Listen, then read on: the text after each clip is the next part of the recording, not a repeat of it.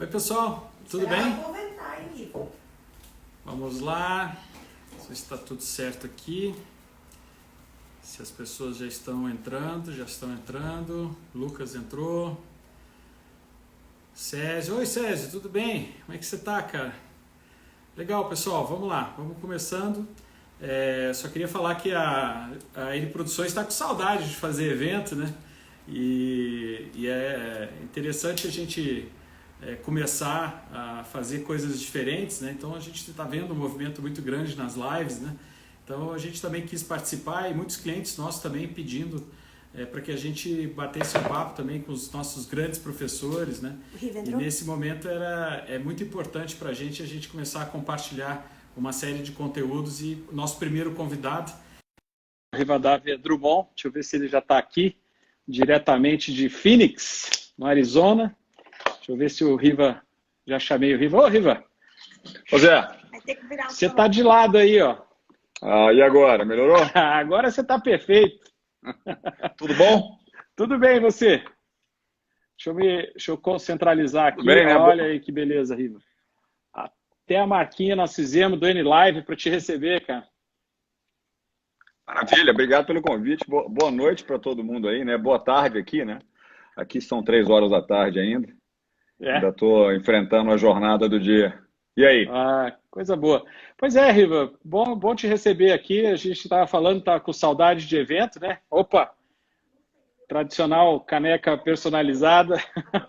Tamo junto aí. Essa empresa cuida dos professores, né? Essa aí cuida.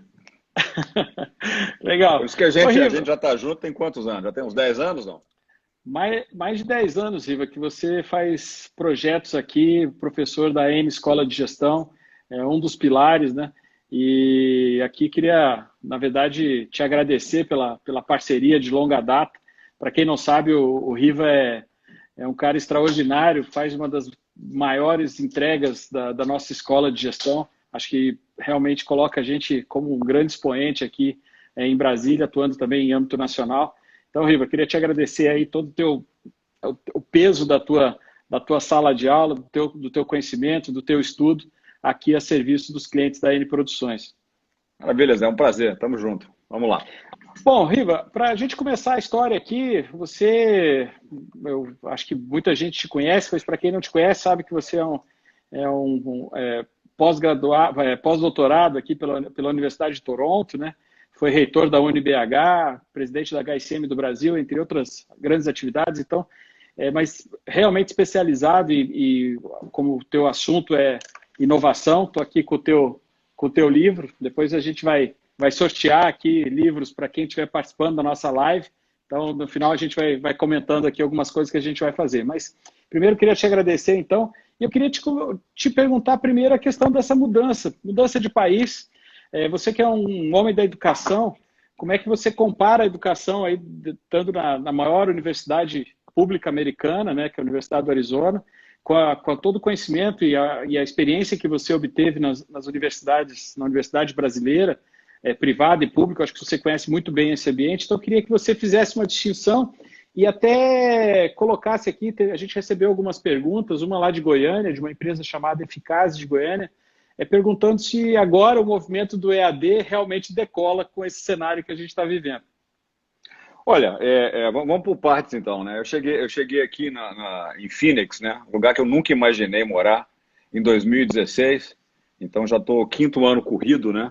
4 anos, mas são 5 anos, né? 16, 17, 18, 19, 20. Uma mudança para o exterior não é um negócio simples, né? Quer dizer, você deixar seu país assim no auge da sua carreira é uma decisão bastante difícil, né? Eu queria aprender coisas novas, afiado a outras coisas, e vi que aquela era a oportunidade, quer dizer, de fazer 50 anos, né? Eu brinco que depois de 50 você deixa de ser ativo, né? E passa a ser risco para as empresas, né? Então a gente veio para cá, muita gente me pergunta sobre carreira internacional, é muito difícil, é muito complicado. Eu vim para ficar 1 ano, né? Como diretor executivo da área internacional aqui, acabei ficando nessa posição por 2 anos, viajei o mundo inteiro, né? Conheci sobre educação e inovação no mundo inteiro. Pode falar aí, pô, Índia, Vietnã, Gana, Japão, Coreia do Sul, Portugal, Espanha, enfim, né? Chile, Argentina, etc. Então, nesse sentido, foi uma experiência extraordinária, mas carreira internacional não começa assim, né? Você não, Deus não Sim. apontou para você, você é iluminado e não. Ela acontece depois de muito trabalho, né? Quantas vezes eu paguei para ir dar palestra no exterior, né? Lá atrás, né? Queria que você viesse falar da sua tese aqui, do seu trabalho, da sua pesquisa, mas não tem dinheiro para pagar nem a passagem, nem o hotel. Mas tem um público aqui para te assistir. Então, lá nos idos de 2000, ia pagando, ia resolvendo o problema. E depois eu chegou 2 anos, eu não aguentava mais viajar, né? A ESU é uma universidade pública de pesquisa dos Estados Unidos, né? As pessoas não conhecem, né, a ESU. Nós temos mais de 120 mil alunos, dos quais 55 mil alunos estão em curso de graduação e pós-graduação, diga-se, mestrado e doutorado, totalmente online. Então, isso por ser um grande aprendizado, você ressignifica a qualidade acadêmica e excelência. E aí, quando eu falei que ia sair, que não aguentava mais, aqui tem uma lei pública. Demorou, Zé, a cair minha ficha, que eu virei servidor público, né? Coisa que nunca Sim. passou na minha cabeça ser servidor público, e aqui eu virei o servidor público. Caiu a ficha há pouco tempo, Sim. né? Engraçado isso. E aí, aqui no Arizona tem uma lei o seguinte, que nenhum executivo que é servidor público viaja de classe executiva. Olha E só. uma vez viajei com o governador do estado e com o presidente da universidade, e eles também de classe econômica. Só que havia momentos no mês que eu tinha 3 viagens para Dubai. Pô, Los Angeles, Dubai são 18 horas de avião, é um negócio desumano.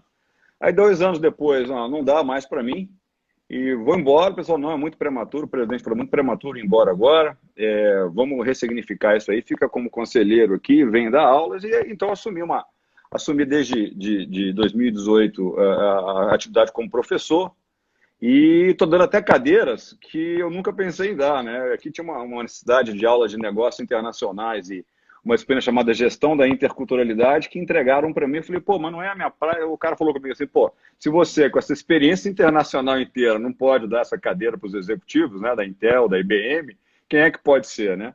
E aí que a coisa começou. A educação é muito diferente aqui. É muito diferente. A começar pelo respeito que se tem pelo professor, né? Quer dizer, você é um cara respeitado na sociedade, você é admirado. Tem gente que, quando você fala que você é professor universitário, os caras te cumprimentam, bacana, obrigado pelo seu serviço, etc. E aqui eu aprendi muitas coisas que sempre me interessaram. Por exemplo, como é que a gente faz educação de qualidade com escala? Como é que eu posso querer ser reconhecido como uma universidade porque é fácil você excluir aluno no processo seletivo, né? É fácil ser Harvard, Stanford, MIT. Você pega os melhores e joga o resto para fora. Agora, como é que eu posso ter o mesmo sucesso colocando gente para dentro, incluindo as pessoas, dando significado às carreiras delas? E a gente pode falar daqui a pouco, respondendo a pergunta, sobre educação à distância. Quem critica a educação à distância ou não sabe o que é, está achando que é trocar arquivo na internet, né? Tem gente que está achando que a educação à distância é fazer sessão do Zoom, né? Entrar no Zoom agora, não é Sim. isso, né? Ou gente que tem medo de educação à distância. Ou os dois, né? Ou as duas coisas ao mesmo tempo. Eu acho um discurso retrógrado de quem não conhece, de professor que tem preguiça de se atualizar, de preparar suas aulas. Eu acho que o mínimo que um professor pode fazer, desde que no ensino fundamental, a educação de executivos, ele tem que ter a hombridade de se preparar para enfrentar para encarar os alunos e o desafio que ele tem com os alunos. Então, preparação é fundamental. Então, a gente depois pode discutir o que é educação à distância, o que tem aí pela frente, quais são as tecnologias, como é que a gente torna a aula mais interessante, engajadora, criativa, etc. Você sempre bateu na tecla, né, Riva, da educação experiencial, né? Acho que desde da tua vinda aqui, acho que foi uma das primeiras palavras, primeiras coisas que você me ensinou sobre a gente criar um ambiente realmente propício para a educação, né? Cuidar dos mínimos detalhes, né? E você realmente ter esse compromisso de criar alguma coisa que realmente até inverta a posição de aluno, né? Que dê protagonismo ao participante, né? Acho que você, aqui no Brasil, a gente sabe que por onde você passa, as pessoas veem uma aula muito diferente e são coisas que ficam marcadas, né, Riva? Então, dentro da educação à distância, o que você vê aí de ferramentas, mas você está me falando que realmente o que faz diferença é o engajamento e a postura do professor, independente se ele está numa sala presencial ou numa sala virtual. Eu acredito que o aluno tem que ser protagonista, o participante tem que ser protagonista. Para mim é impossível entrar aqui, trabalhar com a Intel, por exemplo, que está aqui na minha cidade, com executivos da Intel, gerentes, diretores, etc., achar que eles vão ficar sentados me ouvindo. Então, quer dizer, eu preciso pensar o seguinte, como é que eu dou protagonismo a esse sujeito, como é que eu gero engajamento, criatividade, interesse na sala de aula. E outra coisa, esses caras têm que produzir alguma coisa. O aluno não pode ser aquele cara sentado, passivo, esperando, ó, estou ouvindo um conteúdo. Até porque hoje, Zé, eu falo muito para professor, né? E não sei por que me contrata, porque a minha fala desagrada a todos eles. Eu falo, ó, bicho, esse smartphone que você tem aí é muito mais legal que a sua aula. Instagram, Netflix, tem até outras coisas que eu nem menciono, né? Não dá para mencionar, né? Sim, Mas, ainda não enfim, está no então, horário. não está no horário ainda, né? Mas, enfim, então como é que você vai trazer o engajamento de volta? Então, eu acho que pensar sobre protagonismo é fundamental, entender sobre aprendizado experiencial, e tem que ser uma coisa que tenha significado para o sujeito. Então, você tem que adequar a sua linguagem. Não adianta ficar aqui, olha, vamos debater hoje as questões epistemológicas e ontológicas. O cara não entende a heurística, o cara não entende isso. Quer dizer, o cara tem problemas reais e imediatos, você precisa falar a linguagem dele, traduzir aquilo que ele precisa entender numa linguagem palatável, etc., e fazê-lo aplicar e construir conhecimento. E digo para vocês, a gente não pode subestimar os participantes, os alunos, né? Porque esses caras, quando no ambiente correto, com a barra alta e com desafios de execução, os caras fazem, entregam, né? Acabam aprendendo com esses caras também. Agora, falando de educação à distância, é muito mais do que Zoom, é muito mais do que troca de arquivo. Eu acho que o professor precisa começar a aprender sobre uma série de coisas. Por exemplo, a educação vai mudar. Já estava mudando, Covid-19, a epidemia de coronavírus vai acelerar o processo. O que eu quero dizer com isso? Quando eu fui reitor, eu ganhei muita sensibilidade aí da causa dos alunos sem recursos. Né? O aluno que vinha do ensino público do Brasil, 12 anos de péssimo ensino fundamental e médio, com raríssimas exceções, né? É um cara que tinha dificuldade em matemática, né? Um cara que tinha dificuldade em língua portuguesa, né? Agora, e esse cara, de repente, estava no meu curso de arquitetura. E eu dizia assim, olha, esse sujeito, ele não vai ser o novo Le Corbusier, o novo Oscar Niemeyer, o novo Frank Gehry, mas ele tem que sair daqui com causa, né? Podendo fazer uma reforma num prédio, tendo mais renda do que o pai, que a família dele teve, ou seja, propósito. E isso é que era fundamental. Então a gente começou a entender o seguinte, esse aluno, né, hoje, esse cara enfrenta problemas muito, muito duros. Então ele sai para trabalhar, ele vem lá dos bairros mais da periferia, ele pega um ônibus, 1h30 de ônibus até o trabalho, trabalha o dia inteiro, depois ele pega o ônibus, vai para a faculdade, ou vai dirigindo até a faculdade, mais 1h30, depois termina a aula, esse cara volta mais 1h30 para casa, ou seja, 3 horas do dia dele foram consumidos com mobilidade urbana, que no Brasil é o caos. Brasília, Belo Horizonte, São Paulo, Rio de Janeiro, ou seja, na pior das hipóteses, a educação à distância devolve para o cara 3 horas da coisa que ele tem mais de precioso, que é a vida dele, que é o tempo, né? Então, assim, quando você começa a entender, quer dizer, faz todo sentido você pensar nisso. Então, assim, para além do Zoom, para você achar que não é Zoom, tem coisas importantes para a gente estudar. Então, a gente precisa entender o que é aprendizado adaptativo. Quem tiver interessado, vai anotando para ler mais sobre isso. Nós temos que entender o papel de design instrucional. Nós vamos entender o que é backwards design, quer dizer, como é que você faz um design ao contrário. Eu começo a planejar minha aula pelos meus objetivos de aprendizado, e não pelo conteúdo que eu quero dar, o que estou acostumado a dar, o que me é mais. Né? E precisamos conhecer uma série de ferramentas. Eu estou aqui com executivos de grandes empresas multinacionais, internacionais, e eu começo a brincar com uma série de coisas. Eu posso estar usando o Zoom para fazer uma sessão ao vivo, mas eu entro com um cara com ferramentas como o 4Class, por exemplo. Eu dei um caso agora para os executivos da Tesla, por exemplo. Um caso sensacional, onde eles têm que entender que a estratégia é um modelo de negócio e que há questões de agência ali. Bom, o que acontece? Eu entro lá com uma série de perguntas, os caras fazem a resposta. Fulano, olha, eu estou vendo aqui, 99% da turma respondeu que sim, e você ao contrário em relação a isso. Isso por quê?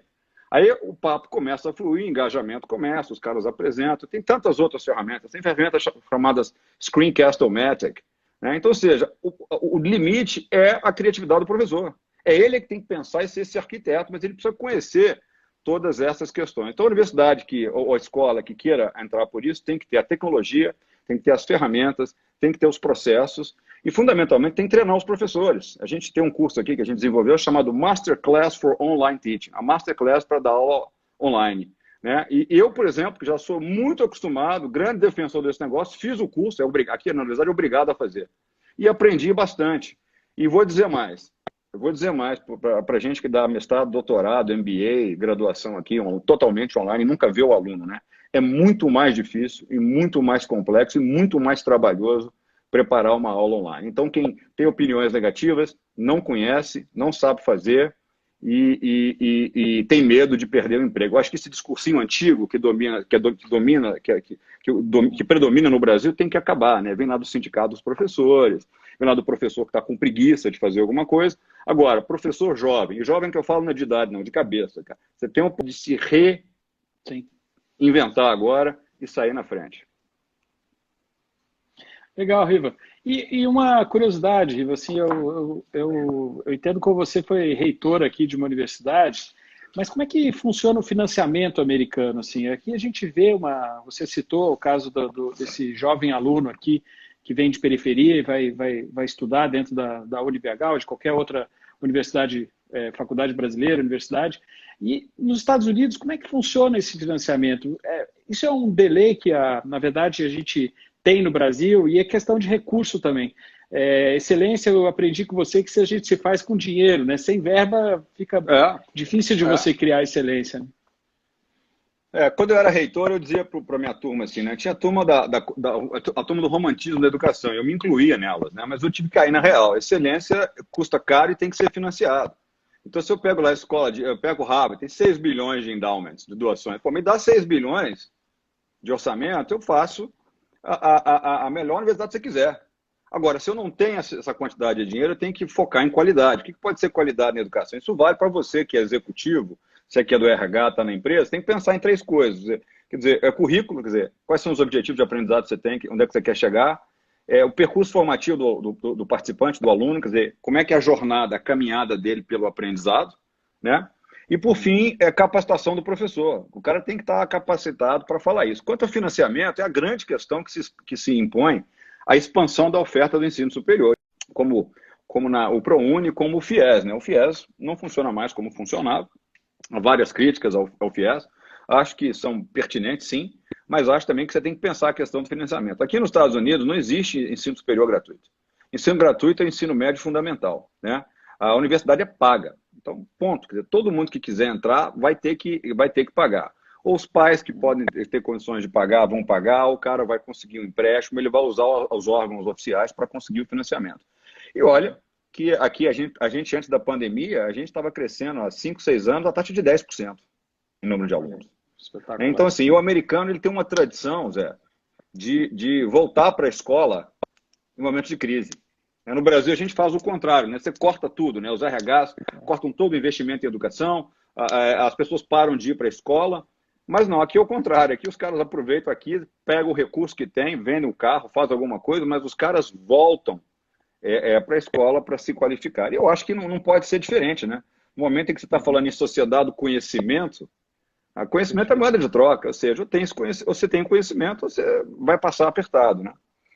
Ô, Riva, boa parte daquilo que você está falando sobre a questão da educação, na verdade, boa parte disso você ensina aos nossos alunos aí, até fazendo um merchan, se você me permite, não sabemos quando nós vamos executar, mas o Riva vem ao Brasil para fazer uma parte presencial, que eu sempre achei, olha, isso aqui é de uma riqueza extraordinária, você ter um professor desse gabarito a teu dispor durante 2 dias para que você possa realmente trabalhar a inovação com uma visão muito ampla, né?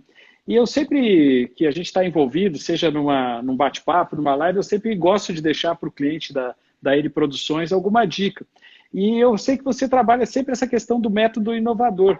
Eu queria que você desse uma aulinha sobre esse pensamento inovador, talvez um pouco do que está aqui no teu livro e um pouco do que você tem vivenciado aí no Arizona, aí na universidade.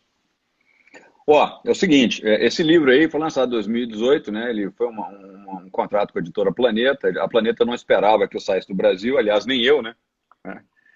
A minha editora, até brinquei com ela, se você quiser eu pago para não publicar o livro. Ela falou, de jeito nenhum, já assinou o contrato, você vai ter que entregar esse livro. Esse Fazendo a Inovação Acontecer é a primeira conversa com gestores de empresas já estabelecidas. São gestores que têm problemas, enfrentam cenários de relativa certeza, vamos dizer assim, e eles estão preocupados com as coisas fundamentais, alocar recurso, desenhar processos, né? Ele já tem valores que guiam a tomada de decisões no dia a dia. Então, esse livro trabalha os 4 pilares. Como é que a inovação está na minha estratégia? Quais são as alavancas de inovação? Inovação não é só produto, não é só tecnologia. Inovação é a única coisa que entrega o cerne da estratégia, que é crescimento. Depois eu falo assim, que problemas de execução você vai ter? O que vai dificultar a execução? Eu falo de coordenação, eu falo de design, eu falo de questões comportamentais, né, que são os que mais ferram a execução, né, e a gente discute isso muito aí. Estou vendo a Ieda aqui dando um ok para a gente fala muito isso sobre questões comportamentais, né, na execução. Depois a gente ensina o cara a ver ferramenta, né, o cara acha que entende de design porque fez um cursinho de 2 horas de design thinking, pô, não é assim, né, os alunos, assim, acho que os alunos adoram o programa ao final, que amanhã eles ficam enfurecidos com a encarada que eles recebem, né, em termos de postura de aprendizado. E depois eu falava de métricas, né? Como é que você mede esse negócio? Não, beleza, tudo bem, tudo funcionando, bacana. Agora, o que aconteceu aqui? Aconteceu aqui que nessa minha nova posição, um bilionário americano chamado Tom Prescott resolveu dar alguns milhões para que a universidade... Ele é um ex-aluno e eu até perguntei, por que você quer doar esses milhões para a gente? Esse cara, se vocês quiserem entrar no Google, ele criou a Align Tecnologias. Está lá no Vale do Silício, lá em... Eu tenho que tomar um cuidado para não falar Vale do Silicone, rapaz, porque é Silicon Valley, né? Eu lembro de uma tradução de um livro que uma vez no Brasil eu vi Vale do Silicone, né? No Vale do Silício, e esse cara falou assim: ó, eu quero pagar de volta o que a universidade me deu. Então eu quero que vocês criem um curso com um processo passo a passo para o inovador, cujo problema não é manter o cliente, mas é criar um cliente novo. Aquilo me deu criar, ou seja, esse cara teve uma sacada como empreendedor que eu achei genial. Uma coisa é você manter o cliente, que está voltado para a gestão tradicional. Outra coisa é como é que você cria um cliente. E esse cara, então, encomendou um programa, eu vou botar milhões, ele botou lá um compromisso de 10 milhões de dólares para fazer isso. Ele quer, inclusive, dar bolsas para empreendedores que não podem pagar, é super genial. Eu não quero sala de aula, ele falou comigo. Sala de aula zero, blá, blá, blá, não vai resolver o problema, né? E aí, a gente teve que desenhar um processo diferente. Então, assim, diferentemente desse livro, agora eu foquei no método, num processo etapa a etapa. E ao longo de tantos anos de experiência, como executivo, dentro de empresa, dando consultoria, blá, blá, blá, eu aprendi, assim, tem 5 coisas para a gente pensar no problema de como criar um cliente. Então vamos reformular. Eu acho que inovação, Zé, é gerenciar em cenários de incerteza e não linearidade. Acho que é a primeira coisa. Então, uma coisa é a gestão tradicional que a gente aprende, planejamento estratégico, pesquisa de mercado, blá, blá, blá, gestão tradicional, lindo. Agora, tem uma outra coisa que é a gestão que lida com a incerteza, que é essa que a gente está falando agora. Então, como é que você lida com a incerteza, né? E a incerteza, ela tem várias etapas, assim. Você pode ter uma incerteza em relação à demanda, né? Align, a empresa se chama Align, A-L-I-G-N, Frederico. A primeira questão é que você tem várias incertezas quando você quer criar um cliente. A primeira incerteza é o seguinte: tem demanda? A incerteza de demanda. A demanda para essa minha ideia? 2, eu consigo construir? A incerteza tecnológica. E 3, há uma incerteza ambiental, né? A incerteza ambiental é um cisne negro, né? Como o Covid-19. Quem é que esperava isso? Quem é que esperava que o mundo ia parar por causa disso, né? Bom, aí, se a gente resolveu a incerteza, precisa entender o mundo novo. Tem 3 coisas no mundo novo que mudaram o mundo, aceleraram as coisas. Eu estou vendo aí vários gestores públicos na live. O que acelera a live? Primeiro, o computador pessoal, uma ferramenta baratíssima, de custo baixíssimo, que tem poder de processar problemas complexos. 2, a gente tem internet, um canal de distribuição baratíssimo. E 3, a gente tem redes de informação, comunicação e tecnologia. Gente, vocês têm ideias, para falar de rede, quantos smartphones tem no mundo? O pessoal que está na live aí, dá uma chutada aí, vamos ver. O que vocês acham? Quantos bilhões, né? Vamos pensar, quantos smartphones tem no mundo? Se você entrar no Google agora, você vai achar a resposta, né? Mas nós estamos falando em smartphone. Então, quer dizer, nós temos potencialmente 2 bilhões de possíveis novos empreendedores na economia agora, com computador, rede e smartphone. Né? E aí vem ideias geniais que eu vi pelo mundo, vi pela Índia, pelo Vietnã, inovação frugal, inovação social. O Vinícius está falando aí, Renata, 1 bilhão, né? 1 bilhão. Uhum. Enfim, inovação social e tantos outros conceitos. Então, o método que a gente propôs aqui, ele aceitou, o método composto de 5 etapas. Primeiro, como é que você gera insight? Quem quiser anotar, vai anotando. Insight, eu preciso gerar insights. Né? 2, problematizar. Qual o problema que você quer resolver? Eu bato nessa tecla. 3, criar protótipos. Como é que você prototipa rapidamente? Eu vou explicar daqui a pouco. Que a empresa que quer prototipar tem que poder colocar protótipo no mercado em até 48 horas. Né? Depois, modelo de negócio e escala. Os 4 primeiros, insight, problema, protótipo, modelo de negócio, não estão nos domínios da gestão tradicional. Ou seja, o MBA não vai resolver seu problema aqui. Agora, a parte de escala, sim, a parte de escala faz sentido, você volta para a gestão mais tradicional. Então, vamos para a primeira etapa, insight, a primeira parte do método. Qual foi a última vez que você se surpreendeu com alguma coisa? Que você se sentiu surpreendido? Você falou assim, uau, né? Que você teve uma sacada. Eu chamo insight, eu chamo de sacada, né? E tem várias, sacadas que você pode ter que são interessantes. A que eu mais gosto está descrita no livro do Michael Dell, o cara que criou a Dell, né? Os computadores da Dell. Né? Ele um dia chegou numa loja que vendia computadores montados e falou assim, peraí, pô, por que comprar um computador montado pronto custa 5 vezes o preço das peças? Montar as peças. Aí o cara teve aquele insight e o cara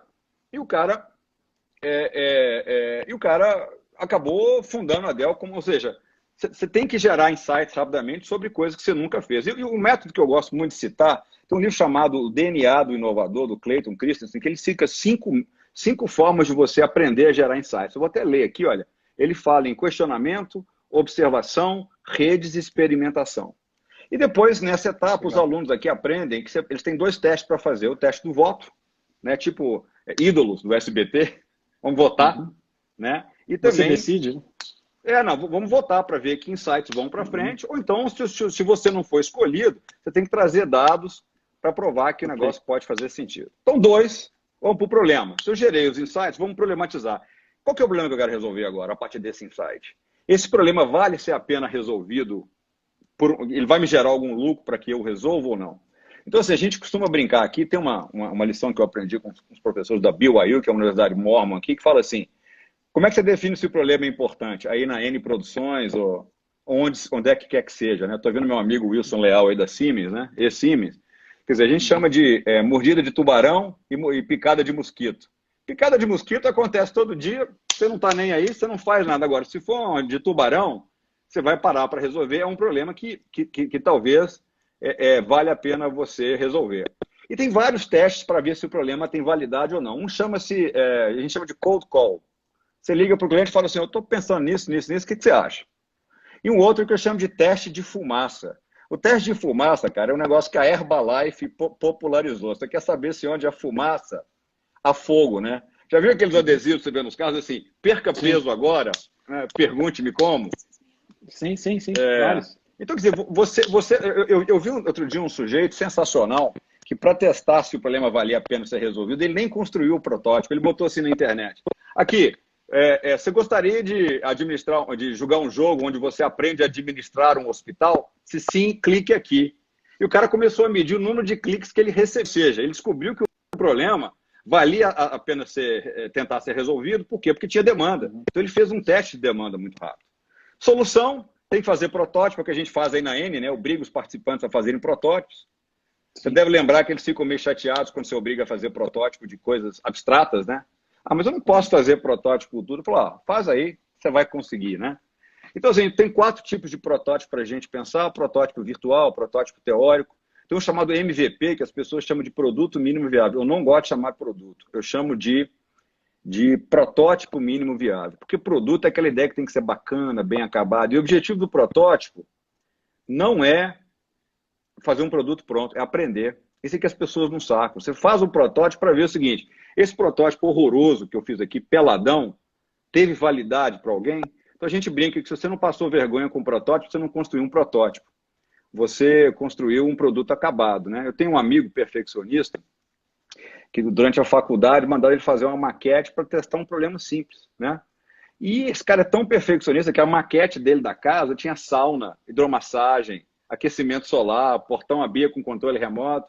Ou seja, você vai se distraindo com tantos penduricalhos que você esqueceu que protótipo você tinha. Deixa eu dar um exemplo de um negócio legal que eu aprendi com a IBM. Você lembra da tecnologia chamada voz sobre texto? Você fala, e o sistema, então, traduz a sua fala em texto, né? Sabe como é que a IBM construiu um protótipo para isso? É genial. A IBM chamou os principais clientes e os que mais gastavam na IBM, né? E botou os caras sentados, e aqui na frente deles tinham vários microfones, né? E lá no fundo tinha uma tela enorme que ia do teto até o chão. E as pessoas, então, falavam. Enquanto elas falavam, elas ficaram maravilhadas de ver que o que elas falavam aparecia escrito na tela. Isso foi lá nos primórdios, né? Então a IBM sacou que o protótipo que eles montaram não só tinha demanda, como eles poderiam construir. O legal é o seguinte, Zé, atrás da telona aqui, do teto ao chão, tinha uma mocinha com fone de ouvido, ouvindo o que era captado no microfone, tudo que ela ouvia, ela digitava. Ou seja, um protótipo barato que possibilitou eles aprenderem rapidamente. E as duas próximas etapas, eu construir um modelo de negócio, que é a sua estratégia de ir para o mercado. Uma dica, se você não entendeu como deliciar, maravilhar o cliente, nem pense em modelo de negócio. Não faz nenhum sentido. E o modelo de negócio a gente faz aí muito na N, né? As pessoas vêm muito para esse workshop de prototipar modelo de negócio. Você vai se preocupar com o cliente, segmento de clientes, relacionamento, canal, custo, preço, etc. E depois entramos para a escala. Processo, perguntar se escala é execução. Não, escala é você produzindo um volume. O problema agora deu certo, o protótipo funciona, o modelo de negócio funciona. Agora eu tenho que fazer, ao invés de fazer 1.000 unidades, eu tenho que fazer 1 milhão, 2 milhões. Eu tenho problemas de supply chain, problemas de produção, etc, etc. Então, assim, resumidamente, esse é o método inovador. As aulas aqui vão acontecer dentro de um estúdio. Então, assim, não tem aula expositiva. O Ronaldo está me perguntando aqui, a Rafa faz parte da inovação. A gente, no Brasil, tem uma cultura de não erro, né? Serviço público, principalmente, né? Já discuti isso com vários executivos aí. A gente não pode errar. Bom, sem errar fica difícil aprender, né? E a nossa carreira é mais feita muito mais de erros do que de acertos. E, por fim, para finalizar, essa sala, os alunos estão em laboratórios, estão resolvendo problemas, construindo, testando ideias rapidamente, e tem 3 professores na sala, um do design, um da engenharia, um de negócios. E a gente faz uma técnica pedagógica chamada crítica de mesa. Em inglês é Desk Critique. Se você é professor que está ouvindo essa live e quer aprender, vai no Google, Desk Critique, e a gente chega lá e afoga os caras na porrada, para ver se vão sobreviver ao final. E para amarrar, eu preciso de um novo tipo de liderança aí. Você não vai ser mais chefe. Isso é um desafio também complicado aí para a gestão pública, né? Porque a questão do chefe é uma coisa muito importante no setor público, da burocracia, né? Eu acho que é a boa burocracia, mas eu acho que é a burocracia disfuncional. E nesse sentido do método inovador, do processo inovador, você vai ser um cara que vai liderar a experimentação. Você não é mais o decisor, você vai ser o cara que vai criar o engajamento, vai liderar, vai conduzir os experimentos para testar se as ideias têm validade ou não. Então, assim, muito resumidamente foi isso. Legal. Riva, boa parte desse modelo me dá uma luz aqui. Eu vejo muita aderência, principalmente para as startups, né? A forma de pensar, a forma dos testes, né? A forma de você visualizar rapidamente, talvez a demanda, né? E aqui em Brasília, você aqui, junto a ele, a gente tem uma série de clientes da base pública, né? E muitos deles estão aqui nos assistindo, né? Até mando um abraço para todos eles, todos Estou vendo a Carla Mota aí, ó. A Carla está comentando aí, ó. Via Ieda também. Vinícius, todo mundo aí, fiquei feliz de Vinícius agora aqui. É paulista, né? O Vinícius é um bom exemplo de alguém da gestão pública se qualificando para exercer melhor o que faz. Super bacana, né? E eu vejo que são gestores públicos, na verdade, que têm uma atitude extremamente empreendedora, né, Riva? Eles compram risco, né, de fazer diferente, de testar, né? Eu sempre falo que eu vejo, tanto na gestão pública, mas as pessoas têm uma imagem, muitas vezes, que talvez a iniciativa privada tenha mais comprometimento, e eu, convivendo aqui com boa parte deles, eu vi gente, acho que até com um comprometimento muito maior do que vários gestores na base privada. Então, eu faço aqui minhas homenagens a toda a gestão pública, aos nossos clientes aqui que estão assistindo, mas é fonte de ânimo para a gente, de inspiração, a gente poder atendê-los. Mas a pergunta que eu faço para ti, Riva, é como é que Deixa eu só comentar isso aí que você estava falando, só para comentar. As pessoas, eu sempre falo isso para todo mundo. Gente, é o seguinte, tem muita gente boa na gestão pública do Brasil. A gente subestima esse negócio. Eu conheci gente que, inclusive em programas que a gente fez na N, com palestra, consultoria, gente com mestrado, gente com doutorado, gente com vontade de mudar, gente competente, até o Leal está falando aqui, com entusiasmo. É preciso dizer, tem gente ruim? Tem gente ruim, tem gente que encostou. Eu questiono muito quando alguém me fala assim, eu vou fazer um concurso público, professor. Eu falo assim, por que você vai fazer concurso público? Para arrumar um emprego, estabilidade. Eu falo, não vai não, cara, você vai ferrar o Brasil. Agora, você vai fazer um concurso público para ser extraordinário e competente, lá faça, né? Mas desculpa, te interrompi, mas é sempre bom falar isso. Não, mas eu acho que eu vejo isso como desafio e, assim, colocando o outro lado da mesa, eu sou a pessoa que, junto com a equipe da N Produções, Ah, nós estamos sempre em contato com a gestão pública brasileira. Aqui, Brasília é a sede efetiva, né, de boa parte dessas instituições, e a gente ainda vê em algumas áreas as pessoas com certo temor, ainda com uma visão talvez antiga, até do ponto de vista, até acho que o nome EAD vai mudar em breve, né? Vai ser ganho exponencial de conhecimento, né? Alguma coisa desse sentido, aquilo é. que pode ser proporcionado através dessa experiência, né? A gente fica com nomes, acho que antigos, para a realidade que vai ser imposta nesse momento. Mas basicamente era como é que a gente poderia colocar esse pensamento do teste, do erro honesto, que você bate tanto na tecla, dentro da gestão pública, muitas vezes engessada. Eu nunca esqueço de outro amigo nosso, o Manuel, que fala assim, olha, se a gente tem que fazer tudo que está dentro de uma regra, mas a gente precisa fazer. Muitas vezes a gente tem que assumir a responsabilidade, assumir determinados riscos, porque alguém vai vir questionar, mas nós temos aqui a documentação e a prova de que se a gente quer inovar, se a gente quer melhorar, alguma margem de risco a gente vai comprar em algum momento, né? Não se pode fazer tudo sempre igual e achar que as coisas vão evidentemente melhorar ou que vão sofrer processos melhores, né? Então eu queria ver como é que a gente poderia adequar para esse cliente. Depois eu tenho uma pergunta aí sim para a base privada, mas acho que o desafio da gestão pública é como é que eu administro o risco, mas que realmente eu me coloco, talvez com um pensamento de startup, de inovação, realmente com os critérios talvez que você tenha colocado. Olha, vamos lá. Eu acho que a educação do futuro, essa discussão, vai ser online, vai ser on-site, não, vai ser híbrida. Sabe o que era meu sonho como reitor? Meu sonho como reitor era o Uhum. seguinte: era chegar um dia que um aluno pode chegar lá na universidade, ou alguém num programa da N Produções, né, na educação executiva, ele tem que fazer 8 matérias num semestre. Ele pode fazer 3 online, uma híbrida e 2 presenciais, entendeu? Ou seja, essa intercambiabilidade do currículo vai ter que acontecer. Então, para todos os negócios, as escolas de negócios do Brasil estão atrasadas, cara. Vamos cá entre nós. Os formatinhos são os mesmos, né? Quer dizer, os caras vão ter que inovar do ponto de vista pedagógico e tecnológico também. Essa é a primeira questão, só para a gente. Agora, para a segunda questão do erro honesto, eu já discuti muito com esses gestores públicos que são os caras ousados. Esses caras ousados são os caras que colocam deles na reta. Os caras estão tomando risco lá porque é a legislação. Uhum. Se alguém quiser usar contra eles, vão usar. Mas esses caras ousados, inovadores, que estão conseguindo resultados excepcionais, os caras vão ter que começar não basta botar o ovo, né?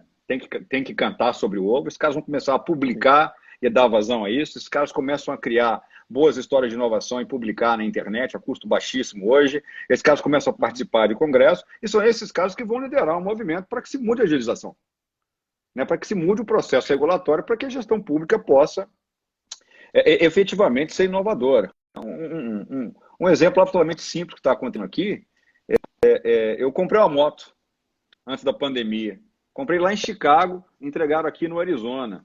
Rapaz, o Detran aqui, eu fiz tudo online aqui pelo telefone. Em 30 minutos eu licenciei, emplaquei, em 48 horas estava na minha casa. Ou seja, isso dá uma boa dimensão. O que vai ser a oferta de serviço público daqui para frente? Então, assim, eu acho que esses gestores que você citou aí são pessoas, eu estou vendo vários aqui na live hoje, são pessoas que estão pensando na frente. E graças a Deus, são esses os caras que vão liderar a mudança na gestão pública do Brasil. E outra coisa, se mudar fosse fácil, amigão, todo mundo mudava, né? Quantas pessoas você conhece que começam o regime na segunda-feira? Não, segunda-feira eu começo meu regime, né? Aí você perguntou para a pessoa errada, hein? Segunda-feira eu também. Eu também começo segunda-feira, eu vou à orgia gastronômica no fim de semana. No Segunda-feira final de de manhã eu semana. começo. Eu acho que é natural, isso aí acontece mesmo. Agora, realmente, Riva, isso que você está colocando é um desafio que a gente tem. Na outra ponta, a gente recebeu algumas perguntas, né, de pessoas que são mais da base privada, mas assim, dá uma sensação, Riva, que todo mundo coloca fechadura, tranca, grade depois que a casa é arrombada, né? Isso é bíblico, né? Então, nesse momento, está todo mundo meio desesperado, né? De falar assim, olha, como é que eu vou me transformar em digital a partir de hoje, né? E eu brinco assim, acho que todo mundo passou por um momento aqui de medo, né? Aquele primeiro impacto, o que que eu faço, como é que eu me transformo. Depois começa para, até você compartilhou comigo a questão do aprendizado, né? O que que a gente vai ter que aprender e realmente olhar para o futuro, né? O que que a gente pode fazer efetivamente nesse próximo cenário. Mas as perguntas específicas da base privada foi assim, existe um protocolo, você que já foi número um de algumas organizações importantes, passou, eu tenho certeza que nenhuma crise como essa, mas passou por Passei. determinadas crises. E qual que Passei por seria o várias. protocolo ali da crise no primeiro momento? O que que você falaria assim? Passei por várias crises como presidente, como diretor, como reitor, barra pesada, né? Você tem que responder. Estou vendo várias pessoas do meu time aqui que me alegram. Se não fosse esses caras aí, não fosse o trabalho em equipe, não tinha conseguido realizar nada do que realizei lá. E já passei também por crises como o Covid, né? Eu morava no Canadá com a gripe suína, né? Ah, A sim. minha filha tinha 6, eu fazia pós-doutorado, minha filha tinha 6 meses, né? Eu me lembro que eu saía para ir dar aula, voltava da universidade, e minha mulher me esperava em casa com um lança-chamas, né? Já estressada, não toque no Sim. bebê, né? Passa o álcool, né? Toma banho e tal. A gente já passou por uns perrengues também morando em Hong Kong e tal. Então, assim, daqui para frente isso vai fazer parte da vida. Ninguém vai achar que o mundo vai voltar para o mundo como antes da pandemia, né? Tem gente dizendo aí, eu estou vendo artigos aqui nos Estados Unidos, acabou de pintar um aqui agora, dizendo assim, está em inglês, né? Dizendo o seguinte, apertar a mão é sinal que você é idiota, né? Olha Ou só. seja, os comportamentos vão mudar. A gente pode depois falar disso, o que, que muda, né? O que, que eu acho que muda e tal. Eu não gosto de futurologia, não. Eu lembro da mãe de Iná, né? Não, A mãe não de é uma Iná boa. errou todas, né? Mas falando de Mas protocolo para deixa eu as falar empresas que. da transformação. Bom, então, assim, primeira coisa, transformação digital é o seguinte: se a sua empresa não é nativa digital, não nasceu como Instagram, Airbnb, você é uma empresa que nasceu antes, você é uma empresa da era analógica. Então, você precisa falar uma linguagem nova. Então, a primeira coisa que eu falo em transformação digital é o seguinte, cara, não é tecnologia. Né? Achar que transformação digital é unicamente tecnologia está absolutamente errado. Né? Então, tem 5 domínios. Um livro que eu recomendo, se vocês quiserem anotar, um bom livro é de um professor de Colômbia chamado David L. Rogers. Escreveu um livro chamado Transformação Digital. Dá uma olhada no livro. E lá, o Rogers, ele tem uma explicação muito simples, muito didática. Né? Depois, quem quiser se aprofundar, eu tenho N papers aqui, científicos, acadêmicos. Né? E ele fala em 5 domínios para você pensar em transformação digital: cliente, competição, inovação, dados e valor.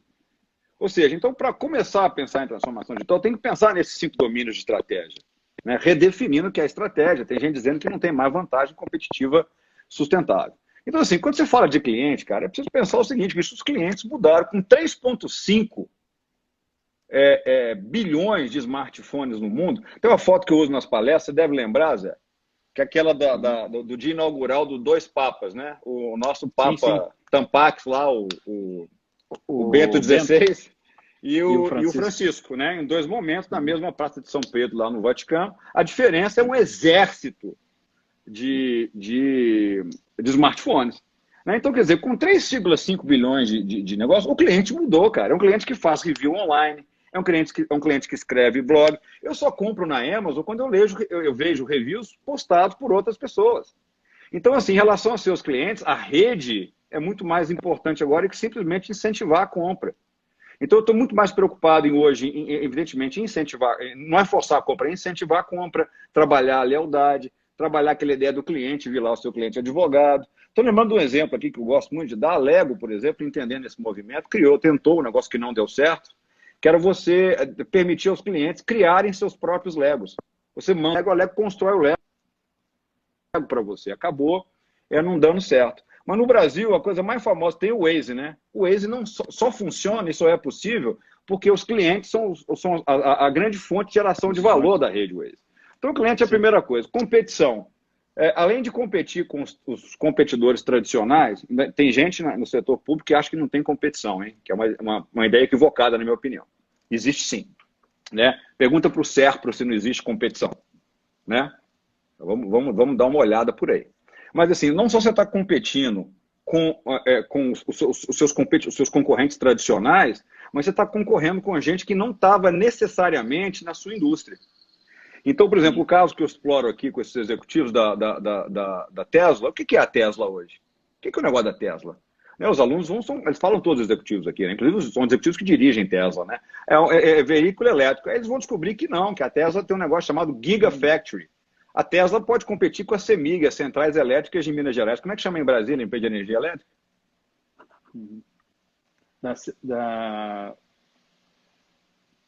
Em Brasília. Minas é Brasília CEMIG, né? SEB. Brasília SEB, por exemplo. Por quê? Porque a Tesla pode fazer uma integração na cadeia de valor e virar uma empresa de energia. A Tesla comprou uma empresa de painéis solares, por exemplo, né? Depois, dados, né? O livro que eu mais gosto, que eu incentivo as pessoas a lerem para entender a importância de dados no negócio. É caro, dá trabalho, plataforma, processo, o diabo a quatro, é super claro. Agora, você não tem mais como ficar de fora de capturar informações estruturadas e desestruturadas que estão em mídias sociais, estão em e-mails, estão em reviews, né? Então, assim, pensar como é que você vai usar esses dados para transformar o seu negócio. O livro que eu falei chama-se Todo Mundo Mente. Cara, esse livro é divertidíssimo, Né? Esse cara passou assim, só tem um lugar. Eu gosto de contar essa história, né? Que uma vez me entrevistaram quando eu era jovem, saindo da faculdade, e era uma pesquisa sobre o Viagra, né? E a moça me perguntou lá na pesquisa, lá em plena bairro da Savassi, com vários amigos meus, o seguinte: quantas relações sexuais o senhor tem por semana? Eu falei, são 23 por semana, né? Mais ou menos 4 por dia, né? É claro que você mente. Pesquisa de mercado é um lugar sensacional para você mentir. E ele fala que só tem um lugar que as pessoas não mentem, que é aquela caixinha de busca do Google. Lá, as pessoas escrevem o que elas realmente querem saber. Então, esses caras começaram a pesquisar. Então, as empresas têm que se interessar por um negócio chamado Data Science, ciência de dados. As empresas têm que começar a olhar para a visualização de dados. Tem boas dicas de leitura, depois a gente pode deixar aí para o pessoal que participou da live. Os alunos que me perguntam assim, o que eu aprendo agora? Eu falei, cara, vai aprender Python, uma linguagem de programação. Outro elemento de inovação é aprender a fazer inovação rápida, quer dizer, tem que colocar um protótipo no mercado em 48 horas, period, ponto. A turma de TI é acostumada a fazer teste AB. E, por fim, valor, quer dizer, o que é valor para o seu cliente? Como é que você cria valor adicional para atacar não consumo? Tem um museu aqui que eu adoro em Phoenix, chama-se Museu dos Instrumentos Musicais. Eu sou músico, né? Mas o museu, cara, é uma delícia de museu e tem atrações artísticas fenomenais. E o MIM, a gente chama de MIM, né? Musical Instrument Museum. Entendendo o que era valor, criou uma exposição virtual com touch points de tela para atacar não consumo, atraindo novos clientes. Ou seja, eu crio uma outra proposta de valor para atender clientes que não eram meus clientes antes. Então, assim, eu acho que transformação digital é para essas pessoas, dá trabalho, mas você faz, você morre, né? Quer dizer, e no Brasil nós estamos vendo vários da imprensa brasileira se transformando. Olha o jornal Estado de Minas, o Correio Brasiliense, sim, a Folha de São Paulo, né? Ou seja, ainda não acharam o seu modelo. Ainda não acharam o seu modelo, né? Porque agora o desafio é ser viável financeiramente, né, Rivo? Meio que viveram, sei lá, demorou, 100 anos, né, de uma determinada forma. Mas o New York Times encontrou, né? Ele descobriu que fazer jornalismo digital não é a mesma coisa que fazer jornalismo antigamente. E aí os caras, outro caso interessantíssimo, a Enciclopédia Britânica, né? Bom, enfim, então transformação digital é isso. Esses elementos precisam ser pensados e a gente pode fazer um desenho de uma arquitetura interessante, passo a passo com o cliente, enfim, por aí vai. Legal, Riva. Faltou o protocolo ali. Eu lembro que a gente conversou logo no início da pandemia, né?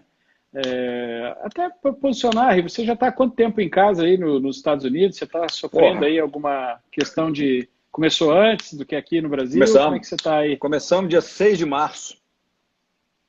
Eu estava indo para o Japão com a minha mulher, minha filha. Eu ia fazer uma palestra numa universidade japonesa. E, é claro, ia ficar lá, né? O Japão é um lugar ruim de visitar, sabe? Eu sou um grande, eu sou um grande defensor da Ásia, cara. Acho que a Ásia é um lugar que todo mundo devia conhecer. China tem 4 mil anos de cultura, enfim. Mas, enfim. Mas você mencionou, eu não entendi a pergunta do protocolo. Ah, tá. Quais ações que as empresas tomariam, né? Principalmente as pequenas. Aqui a gente tem uma série também de pequenos empresários, né? Que às vezes tem um certo pesar com algumas decisões que são importantes, né? No campo do empreendedorismo, nem sempre, na verdade, boa parte dos momentos não tem situações fáceis de você tomar decisão, né? Cara, eu passei assim as 3 primeiras semanas em casa. Minha mulher falou uma coisa engraçadíssima hoje, mas ela acordou e falou assim: opa, depois disso tudo a gente vai precisar tirar umas férias, hein? E é verdade, né? É um momento realmente estressante. Você está em casa, sentimento de impotência, né? Você está vendo os negócios desmoronarem, né? Você está vendo seus fornecedores, seus clientes, enfim. Agora, tem gente se reinventando. Então, eu passei as 3 primeiras semanas conversando com um monte de empresário que me ligava, ó, preciso conversar. Cara, um maior prazer. Eu faço a mesma coisa quando eu vou em palestra. As pessoas querem bater um papo, apertar sua mão.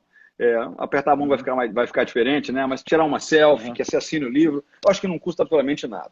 Eu falei que a primeira coisa que que tem que olhar é o seguinte: você tem que olhar a sua estrutura de custos. Se a sua receita caiu drasticamente, você tem que olhar para o custo e ver o seguinte aí, cara. O que dá para a gente fazer agora? Agora, eu acho também importante você olhar para a perenidade do negócio pós-pandemia. O negócio vai passar. Né? A gente vai ficar tranquilo, o mundo volta ao normal quando tiver uma vacina ou quando tiver um tratamento eficaz. Aí eu acho o seguinte, cara, é preciso que você tenha consciência para fazer isso agora, mas você precisa manter seus bons trabalhadores. Né? Esses caras são difíceis de achar, de treinar. Você tem um curso de treinamento e desenvolvimento que você gastou. Quem são seus clientes mais fiéis? Quem são seus fornecedores fiéis? Quem são aqueles que você tem um relacionamento positivo de longo prazo? Quem são aqueles com os quais você construiu confiança? A gente sabe que confiança reduz custo de transação. Então, eu acho que eu faria um exame, quer dizer, eu jogaria o custo no chão. Agora, eu faria um exame para preservar o que interessa para mim. Manda o cliente ruim embora. Cliente ruim tem que ser demitido, gente. Vamos acabar com essa conversa. Né? Demite cliente ruim. Eu tenho um caso engraçado sobre isso como executivo, que eu demiti um cliente grande que era ruim demais. Né? Agora, eu acho que você tem que pensar que vai ter vida depois e aproveite esse momento que você está em casa para ler, para aprender e, pelo amor de Deus, você não precisa não usar mídias sociais, não use, mas você não pode passar 3 horas fazendo isso. Quer dizer, quantos livros você leu? Quantos cursos online você fez? Né? Assim, e você, como executivo, tem que se tornar uma pessoa interessante. Né? Você tem que ser uma pessoa interessante, agregadora, enfim. E não há outra forma que não essa que eu tenho falado, de ler, de aprender, de conversar, enfim, de se tornar cada vez mais uma pessoa interessante. Legal. Riva, a gente vai fazer... Tá chegando ao fim, já passou 52 minutos. A gente tem aqui mais 8 minutos aqui, já estão me dando sinalzinho vermelho. A gente queria sortear 3 livros. Então, a gente vai fazer uma açãozinha rápida. Quem escrever aí o e-mail primeiro aqui na nossa live, a gente pede também que toque nesse aviãozinho aí, convide mais 3 pessoas e curta a página da N. Quem fizer isso aí, convidar 3 pessoas aqui para assistir ao finalzinho da nossa live, curtir a página ou seguir a N Produções aí no Instagram e colocar o e-mail, a gente vai mandar o livro para casa, tá bom? Depois a gente entra em contato. Fazendo o post, já fiz errado aqui, Riva. O meu coordenador aqui, digital, já está me chicoteando aqui. E a Andréia já está me descendo a linha aqui, que ela combinou isso comigo a tarde toda e eu consegui fazer errado. Então, assim, no post, ainda bem, vocês vão ver. Ainda bem que eu tenho. Graças a Deus que tem a Andréia. É isso. E ainda quem tem a Andréia vai ter sempre uma marquinha bem feita, né? Quem tem assista de parceiro não fica na mão. Só evento excepcional. Sem dúvida. Então, assim, então, no post que a gente vai fazer do Riva, te agradecendo, logo daqui a pouquinho, chamar mais 3 pessoas para curtir a página e marcar 2 amigos e curtir a página. Pronto, acabei. E quarta-feira, 11 horas, porque amanhã é feriado aqui, aniversário de Brasília, 60 anos de Brasília. Então amanhã a gente vai estar aqui celebrando essa data importante da nossa cidade que a gente ama muito. Eu vou deixar para o final, Riva, para você, tem aí uns 7 minutos aqui, para falar como é que fica o mundo depois de tudo isso. Ou seja, como é que é a tua visão aí, tanto para o mundo, quanto principalmente para o Brasil, dá as tuas previsões aqui, nós vamos incorporar aqui para ver o que a gente pode esperar desse mundo novo aí. Olha, Zé, eu tenho aproveitado o tempo para ler bastante, né? Leio muito online também, leio tudo que você pode imaginar. Eu não sou esses caras bobos, eu só leio o que é pró-Bolsonaro, pró-Lula. Isso é besteira, esse jornal é da esquerda. O cara tem que ler tudo. Aqui eu leio os pró-Trump, os contra o Trump, e os editoriais são, inclusive, eles até falam que posição que eles têm. Né? Tem lido artigos científicos, me preocupa muito a condenação à ciência no Brasil aí, né? Outro dia eu postei um negócio, o cara colocou aí, Ah, mas eu não acredito em ciência. Falou, então abre mão de tudo, antibiótico, smartphone, o carro que você anda. A ciência nos trouxe até aqui, e se hoje vivemos 80 anos, porque no século XVIII vivíamos a metade, menos da metade disso, é porque tem ciência no mundo. Então, quer dizer, e outra coisa, as pessoas estão se refugiando nas pseudociências. A energia fitoneural, fitoenergética, pô, isso é pseudociência, né? Quem quer ler mais sobre isso, tem um livro sensacional que eu reli agora durante a pandemia, chama-se Mundo Assombrado pelos Demônios, do Carl Sagan, que é sensacional. Ó, empresas têm que acabar com a gambiarra digital, com puxadinho, né, com improvisação, né, o duct tape. Eu estava falando isso no Fórum Brasil e Espanha em Barcelona, e eu fiz a palestra em português com tradução simultânea para o espanhol e para o inglês. A hora que eu falei gambiarra, eu queria saber como é que eles podem traduzir gambiarra em inglês. Depois eu descobri, é duct tape, é fita crepe, né? Então, assim, construir negócios digitais é fundamental em qualquer área, público ou privado. Quer dizer, isso implica em necessidade, em conhecimento da intimidade do cliente, profunda, e, ao mesmo tempo, desenhar ecossistemas de negócio. E para isso, no mundo, tem dois benchmarks. Um é a Amazon. Se você quer aprender, a Amazon. Falar nisso, a ação da Amazon antes da pandemia estava $1.730. Bateu hoje 2.100. Quem investiu $100 mil na Amazon, né, se reinventou. Então, assim, outro site, né, que é muito citado, sempre falado em pesquisas como referências. Bom, não vou falar isso não, porque não vai pegar bem na live, não. É o Pornhub. O Pornhub okay. é uma referência em arquitetura digital. Mas como do amigo meu, nunca usei. Né? Não sei o que é, etc. Segunda coisa, online shopping. Depois... Não é mais segunda. Online não é mais segunda opção de compra, é a primeira. Eu, desde que mudei para cá, compro até água online. Então, isso vai mudar muito o conceito do varejo. Então, assim, eu vejo o varejo como o que a gente chama de experiential retail. Né? Você vai manter uma boutique, né? Um lugar de experimentação onde o cliente vai conhecer teu produto, vai experimentar. Você não quer vender ali, porque tudo vai ser online. A Tesla já vende carro assim, né?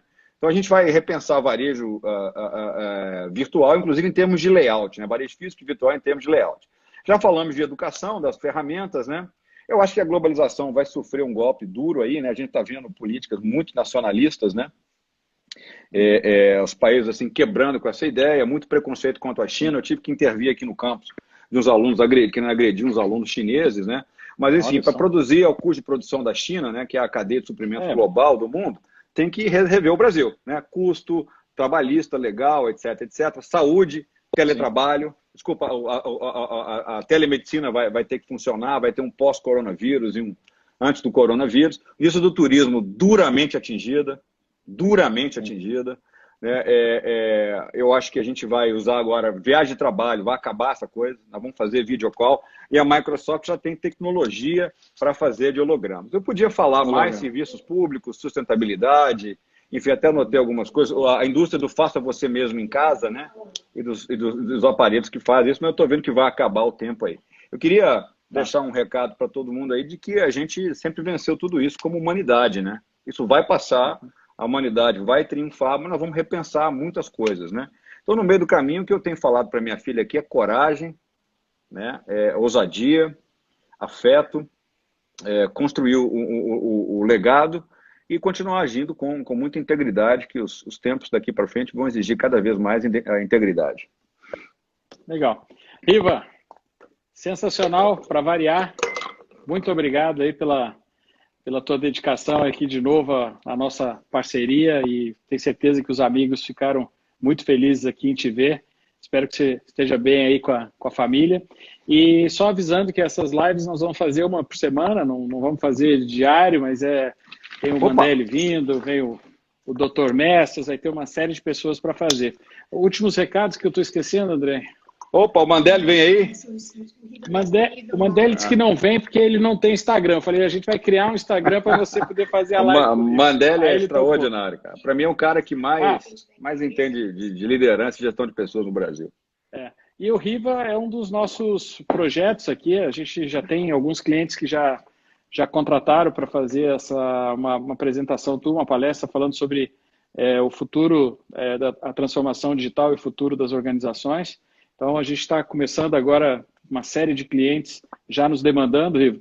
Então, assim, a Eni, graças a Deus, também já tinha uma visão de fazer essa venda, esse atendimento a esse nosso cliente. através de plataformas para gerar realmente ganhos exponenciais para as nossas organizações, até para valorizar os seus recursos. Então, a gente está junto aí. Muito obrigado novamente. Estou aqui há 14 segundos, vou terminar em cima para não ser derrubado pelo Instagram. Tchau, um grande abraço. Obrigado, pessoal. Abraço. Tudo de bom. Valeu. Valeu. Tchau, tchau. Tchau.